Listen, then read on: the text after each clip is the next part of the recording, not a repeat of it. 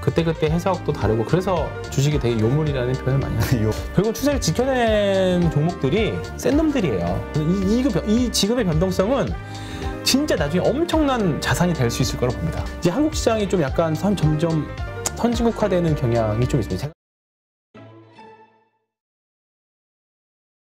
자, 지금 공포지수가 미국에 6까지 떨어졌어요. 그저께 22였다가 오늘, 오늘 새벽 6까지 갔었단 말이죠.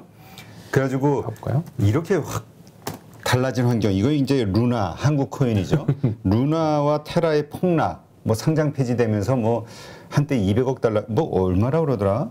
그때까지 갔었던 거의 10위권 안에 들어갔던 대형 코인이 그냥 제로 가치로 돼버렸죠. 지금 아까 그 뉴스 뜨는데 마포대교 검색량이 급증하고 있다고. 그래서 소방당국하고 경찰이 지금 긴장해가지고 지금 서칭하고 있다고 신문 기사가 속보로 뜨더라니까요. 아마 저도 그러니까 얼마나 많은 분들이 저도 가상화폐는 안 하고 있지만 계속 이제 동향 가끔 보고 이제 주변에 하는 친구들도 많이 있어서 보기는 하는데. 뭐 이제 그걸 이용해서 돈을 버셨던 분들도 많이 있다고 하지만 사실 대부분의 분들이 좀 그것도 단기간에 한 며칠 만에 사실 엄청난 폭락이 일주일 만에 97% 폭락했다니까. 아까 보니까 뭐 거의 99%까지 나오더라고요. 근데 일단 이러한 상황. 그래서 이제 그 위험 자산에 대한 그렇죠. 이 회피 그게 가장 심리, 컸죠. 그 불안 심리가 확 컸던 것 같아. 이 6으로 떨어진 거 보니까. 맞습니다. 그러니까 그래서 서두에 말씀드렸던 게 이 가상화폐가 그냥 가상화폐 자체가 그냥 나스닥 성장주 개념으로 인식이 작년부터 이제 됐었죠. 그래서 가상화폐는 24시간 거래되잖아요. 그러니까 가상화폐를 먼저 척도로 보고 비트코인이 오르면 나스닥도 좀 올라가는 경향이 있었고 떨어지면 같이 떨어지는 경향들이 있었습니다. 근데 이제 이 구간도 이제 사실 어떻게 보면 지금은 뭐 이 루나 코인이라던가 이제 뭐 같이 연동되어 있는 다른 코인들하고 이제 연동이 되어 있는데 좀 이제 개별 이슈 떨어져서 점점 이제 영향력이 좀 떨어져 나가면 조금 안정은 되겠죠.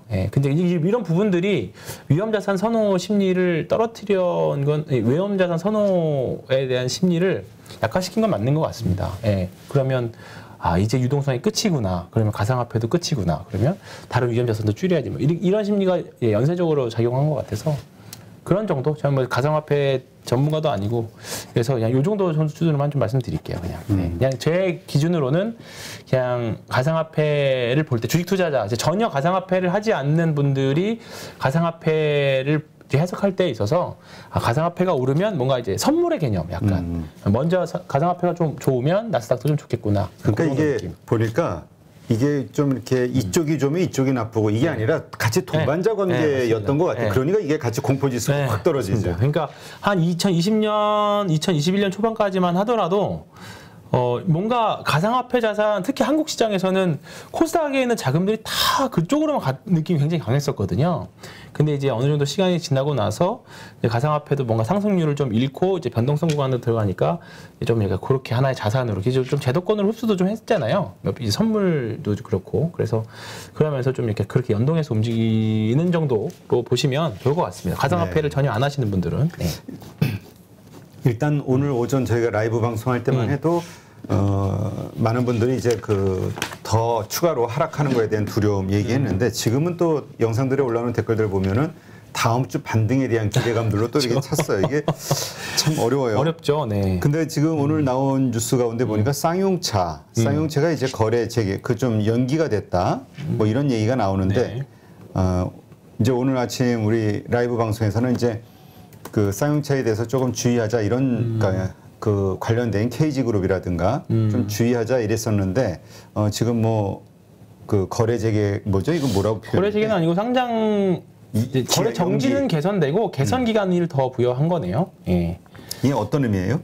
그러니까 그냥 인공호흡기 계속 달아준 거죠. 조금 더 폐지는 아니고 그 거래 개선 기간을 더 부여해서 이 기간 동안 2022년 12월 31일까지 회사를 살리기 위한 노력. 이거 뭐 당연히 KG그룹의 인수합병도 다 포함되는 거겠죠. 그래서 하면 나중에 상황을 봐가지고 다시 한번 거래소 심사하겠다. 그렇게 되는 거죠. 그러면서 이제 뭐 KG 관련 주식들이 뭐 시간에 상당히 좋은 흐름을 보이고 있다.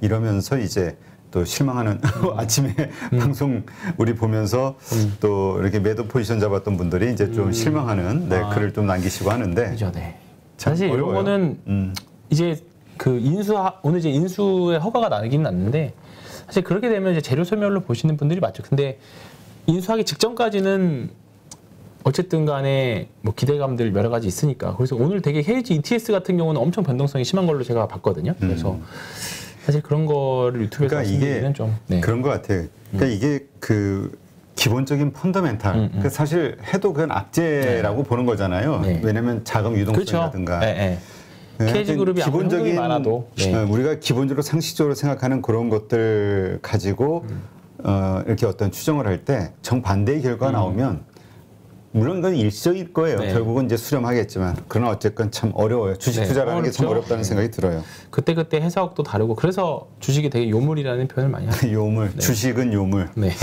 자, 그렇다면 이제 이렇게 그 만약에 우리가 조정이 좀 많이 끝났다라는 차원에서 고민해 본다면 어떤 주식을 가지고 있어야 반등장을 좀 즐길 수 있을 것이냐? 저는 이거에 대해서는 사실 바뀐 게 하나도 없습니다. 1번 자동차. 네. 현대기아. 1번. 네. 근데 자동차 플러스 자율주행. 현대플러스 자율주행, 네. 일단 제가 하면서 말씀드릴게요. 2번 조선. 조선, 네. 3번 파운드리. 네. 후공정, 네. 중 반도체 네. 쪽이 그렇습니다. 후공정 4번은 이제 우주항공. 네.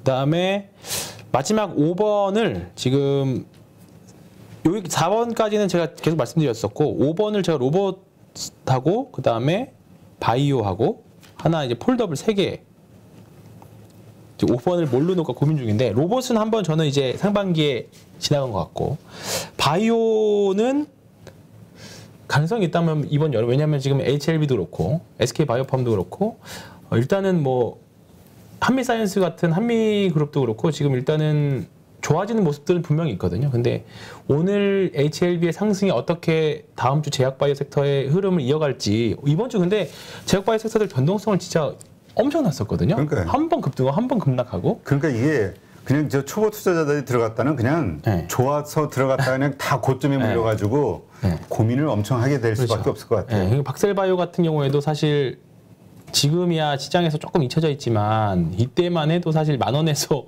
30만 원까지 갔었으니까 이게 어마어마했었거든요. 사실 뭐 거의 뭐 가상화폐 수준으로 한 서너 달 만에 20배가 올랐으니까 뭐 그런 흐름도 있었습니다. 한때는. 그래서 일단은 종목별로 돌아다니 보시면서 공부는 하실 필요가 있을 것 같아요. SK 바이오팜도 그렇고 최근에 JW 중해제약도 실적 올해 개선치가 굉장히 좀 좋게 나온 걸로 있는데 이거 보시면 선반영 되고 떨어지는 거 아니에요 지금?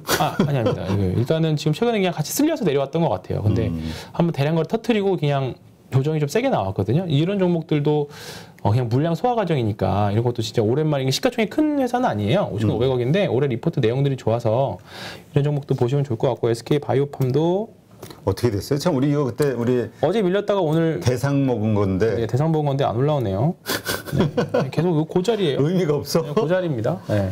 근데 아직 저는 괜찮은 것 같아요. SK 바이오팜. 네, 괜찮은 것 같고. 그러니까 제가 좀 섹터를 좀 너무 일찍 말씀드렸다기보다 중간에 전쟁이라는 변수가 터져 없었다면 한번 저를 위한 변명을 해보자면 전쟁이 과연 안 났으면 지금 좀 더 올라가 있지 않을까 그 생각도 좀 드는데 그랬으면 오히려 반대로 아무 말도 못하고 끽 소리 못하고 있을 수도 있어. 그렇죠. 그렇죠. 그 피할 구멍이 없어가지고.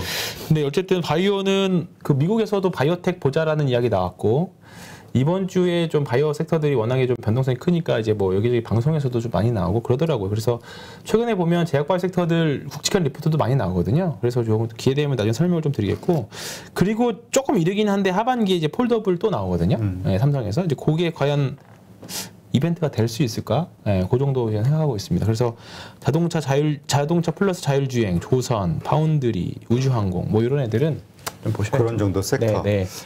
우리 그거 가지고 다음번에 그거 한번 만듭시다. 그 뭐지? 그거 역시 또 토너먼트? 토너멘트. 뭐 그래 보시던지요. 여기서 참 건설 쪽에서 저는 삼성 엔지니어링이나 삼성 엔지니어링 최근에 좀 오른 것 같은데. 네, 삼성 엔지니어링의 흐름이 가장 좋은 흐름을 만들고 있습니다. 삼성 엔지니어링이 정말 오랫동안 쉬었다가 이제 올라가는 구간이고 거래량이나 거래대금 봤을 때도 최근에 변동 별로 시장에 크게 영향받지 않은 흐름이거든요. 잘 버텼네. 네, 잘 버티고 그냥 추세를 계속 지켜내고 있습니다. 그러니까 결국은 추세를 지켜낸 종목들이 센 놈들이에요. 이게 주포가 있든 아니면 투자자들이 계속 사려고 하든지 간에 이런 애들이 굉장히 좀 센 놈들인 거죠. 네, 추세를 계속 지켜내고 있는 종목들. 네. 근데 그 자동차주 관련해서 오히려 기아 같은 경우는 지금 현대차. 한 20몇 % 올랐잖아요. 그렇죠. 그러니까 오히려 지금 저거 좋아서 따라갈 때가 아니라 좀 이렇게 매도해야 될 때 아니야? 이런 생각이 조금 눌림은 나올 수 있을 겁니다. 분명히 다른 섹터가 그러니까 다른 섹터 이게 풍선의 효과를 봤을 때 분명히 오늘 보면 많이 밀렸다는 애들이 지금 올라오긴 했거든요. 그러면 그런 애들이 올라오면서 단기 자금들은 좀 위에 많이 올라가 있던 애들 팔고 이렇게 좀 밸런스를 맞춘 작업들이 나올 거예요. 그러면서 눌림이 나올 건데 기아 같은 경우에는 뭐 우리나라 기아뿐만 아니라 전 세계 자동차를 지금 사려면 어쨌든 좀 시간이 많이 걸리고 시간이 많이 걸린다는 건 어쨌든 사줄 사람은 여전히 있다라는 거잖아요. 그러니까 앞으로 향후 한 1년에서 2년 동안은 실적에 대한 너무 컨센이 얼마나 높아질지는 모르겠습니다만 일단 실적에 대한 담보가 되어 있는 거라는 관점에서 보면 더군다나 올해 실적에 대한 불확실성이 굉장히 높은 한 해를 봤을 때 왜냐하면 수출주들이 올해 별로 전망이 좋지는 않거든요. 다 생각보다. 근데 그 중에서 대표적인 수출주인 자동차가 그래도 좀 희망 섞인 대형주 중에서 하나니까 그래도 좀 자동차 섹터를 보시면 좋겠고. 근데 요거와 관련해서 어떻게 생각해요? 그러니까 지금 시점에서 네. 기아는 많이 올랐지만 현대는 못 올랐잖아요. 오늘은 현대가 좀 상대적으로 더 셌고요. 네. 그런데 어차피 두 차는 비슷하게 상승폭들이 비슷해지니까 결국에는 키 높이를 맞추니까 지금 시점에서 현대차가 더 투자 매력이 높다 이렇게 얘기하는 분도 있어요. 저는 아닙니다. 저는 기아가 낫다고 봅니다. 이유는? 네, 센 놈이 더 셉니다. 센 놈이? 네. 기아가 부러지면 현대도 부러질 거예요.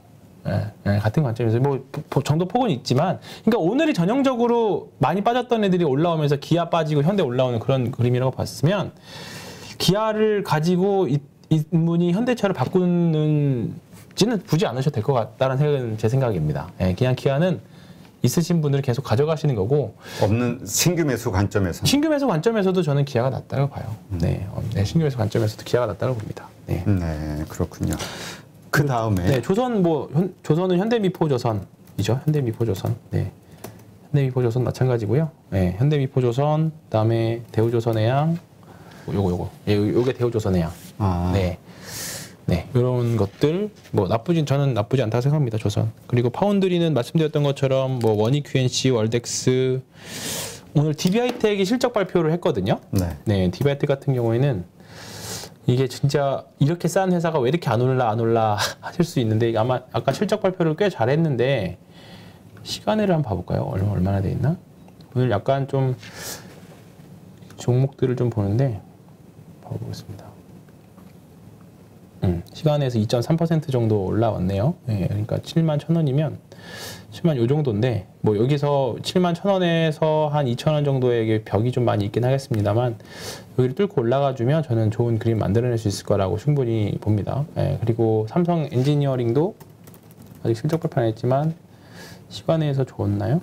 그러니까 결국 지금 큰 의미는 없고 그거는 근데 트레이딩 관점인 거죠? 아닙니다. 좋은 주식, 그러니까 지금 강한 주식을 올라타야 된다는 거죠. 네. 근데 그렇기도 하지만 시장이 일단은 제가 주도주가 그나마 있어서 다행이라고 말씀드렸던 게 주도주가 있으면 주도주가 교체가 될 수는 있습니다만 주도주가 없는 것보다는 주도주가 있으면 시장이 부러지지는 않아요. 근데 시장의 주도주가 당일 주도주 이게 작은 종목들 상승률로만 보는 거 말고 그래도 시장의 중심축을 이루면서 시장을 지탱하는 주도 섹터들이 분명히 있어줘야 되거든요. 근데 조선이랑 자동차 정도면 그래도 시장에 큰 자금들을 가지고 갈 수 있는 섹터입니다. 그러니까 뭐 지금 기존에 주도주였던 LNF나 에코프로비움이나 2차전지 섹터들이 오늘은 좀 반등이 좀 세게 나오긴 했습니다만 만약에 바뀐다라고 하면 자동차를 완성차 업체로 바뀐다라고 하면 시장의 붕괴보다는 이쪽에서 매매 놓으시는 게 매매를 하면서 하는 게 낫다. 그런 관점에서 지금은 자동차 같은 경우에는 조금 그래도 그나마 바이앤홀드도 가능한 섹터라고 보고 있습니다. 그 외에 좀 약간 자동차 부품이나 그다음에 파운드리 부품들 그다음 몇 가지 종목들은 일단 지금 좀 끌고 가기가 좀 힘들죠. 분명히 그리고 2,700포인트 만약에 상승해서 넘어가면 또 바로 매도 압력이 굉장히 강해질 거예요. 시장 전체적으로. 왜냐하면 2분기 아직 수출이나 실적에 대한 물음표가 아직 붙어있기 때문에 아마 지금 들어오는 기관 투자자들도 2,700포인트 넘어가면 또 바로 회수하려는 움직임이 분명히 있을 겁니다. 그렇기 때문에 일단은 개별 종목별로 너무 큰 호흡으로 보시기보다는 일단 주도주는 있구나. 시장이 무너지진 않았구나. 그 전제 조건 하에 종목별 그 안에서 괜찮은 지금 살아있는 섹터들, 그러니까 자동차, 조선, 파운드리, 우주항공. 그러니까 조선 쪽도 밑에 기자재 업체들 있죠. 한국카본이나 HSD 엔진이나 성광밴드나 이런 쪽. 그다음에 파운드리에서도 원익 QNC, 월덱스, TLC, 뭐 테크윙, 뭐 여러 쭉쭉쭉, DB 하이텍 이런 쪽 쭉쭉쭉. 그리고 우주항공에서도 한국항공우주를 필두로 하나 에어로스페이스, LIG 넥스원 뭐 이런 쪽 쭉쭉쭉 이렇게 좀 약간 가지치기 하듯이 이렇게 보시면 저는 좋을 것 같습니다. 네, 알겠습니다. 제약바이오는 저도 공부를 좀 더 해보겠습니다. 네, 제약바이오는 분명히 단타로서도 지금 굉장히 매력적인 종목들이 많이 있다고 보는데 사실 저도 뭐 자신 있게 지금은 제바의 시대입니다라고 말씀드리기가 젠셀진의 시대입니다라고 말씀드리기가 굉장히 어렵네요. 네. 그거를 얘기하는 시점은 이미 다 오를 만큼 오를 때 아니에요? 올랐죠. 그냥 그래서 사실 좀 이런 코멘트 업종이나 이런 걸 드리기가 사실 어려운 게 바닥에서 이라고 생각해서 말씀드렸다가 안 오르면 오르지도 않는 거 이제 말하면 뭐하냐, 언제 오르냐, 또는 그렇지. 좀 올라서 말씀드리면 이미 다 올랐는데 말하면 어떡하냐. 사실 그렇게 되는 거죠. 네, 참 어려워요. 네. 그래서 지금 근데 그 우리가 전기차 공장 조지아 그거 설립하는 거 이런 이슈들 발표되면은 이게 좀 단기 고점 오히려 뉴스에 팔아라 이 시점이 아닐까 생각을 했는데 어때요 지금? 이거는 에코프로 BM이고요, LNF고 오늘은 조금 셌던 게 한솔케미칼. 한솔케미칼 같은 경우는 6.5% 정도 오르고, 한솔케미칼 같은 경우는 2차 전지 소재도 하면서 이제 반도체 소재를 같이 하고 있는 회사거든요. 그리고 밸류에이션도 그렇게 엄청 이제 비싸지 않은 아주 좋은 회사인데, 그리고 570억 자사주 취득 규모도 나왔습니다. 그러니까 수급적으로도 굉장히 좋은 지금 구간이 왔죠. 이게 보면 8월 달까지네요. 8월 달까지 석 달 동안 570억이면 제가 이제 예전에 한번 자사주 매매 방법 말씀드렸는데 석 달짜리 공시는 굉장히 좋은 공시라고 말씀드렸는데 지금 시가총액이 2조 7천이고 570억이면 작은 규모는 아닌 것 같습니다. 그래서 수급적으로 이게 하루에 60일 정도 사는 거니까요. 대략 얼마일까요? 하루에 그럼 60억. 저희 계산 왜 갑자기 머리가 계산이 안 돼서 계산 한번 해보시고요. 570억, 한 570억을 60일 동안 사는 거니까 하루에 10억 정도 되겠네요. 10억 좀 안 되게. 뭐 전체 규모에 비하면 뭐 적지는 않지만 꾸준히 사는 게 굉장히 중요하거든요. 그러니까 어쨌든 좋은 흐름에 있는 종목들 중에 하나입니다. 그래서 저는 이제 2차 전지 섹터들은 뭐 셀업체 마찬가지고 완성업체 마찬가지고 진짜 소재 장비 다 봐야 될 다 이제 각자 움직임이라고 봅니다. 지금 보면 첨보 같은 경우는 또 다른 움직임이거든요. 첨보 같은 경우에는 얘는 또 혼자 또 바닥 또 내려가고 있어요. 그러니까 지금부터는 2차 전지가 다 우르르 올라가는 구간은 분명히 지났습니다. 이제 개별 종목 단으로 지금부터 작년 실적 대비 올해 성장률 그리고 내년 성장률이 계속 YOY로 증가하는 섹터들을 찾아보자. 그러한 섹터에서 그런 관점으로 저는 이제 트레이딩 관점으로 오히려 접근하는 데가 이쪽인 것 같고 조금 바이앤홀드를 해야 되는 관점이 아까 말씀드렸던 조선이나 뭐 자동차 이쪽이지 않을까. 그렇게 놓고 큰 그림 봅니다. 그리고 일주일 모멘텀 트레이딩은 지금 정도 시장이 사실 제일 좋아요. 변동이 엄청 크기 때문에 음봉 난 거 잘 골라서 사고 다음날 좀 양봉 났을 때 좀 팔고 그러니까 살 때는 분할로 사고 팔 때는 그냥 한 방에 팡팡팡 쳐내버리고 그리고 팔고 올라간 거에 대해서 아쉬움 두지 말고 네, 그 정도만 고려하시면 이미 이 정도면 이제 이 정도 상반기에 작년 말부터 보여줬던 이 정도 변동성이면 그래도 급하게 시장 사이클에 대한 굳은 살들이 또는 이제 멘탈들이 사실 단단해졌을 거라고 봅니다. 겪어서. 한국 시장에 이제 트레이딩도 많이 겪었을 거고 더군다나 미국 주식 시장까지 같이 하시는 분들이라고 하면 지금 이 멘탈만 한 번 더 이겨내면 다음에 똑같은 상태가 와도 야, 그때 그것도 견뎌낼 수가 됩니다. 그렇죠. 그게 하나의 이게 굉장히 경험이 돼요.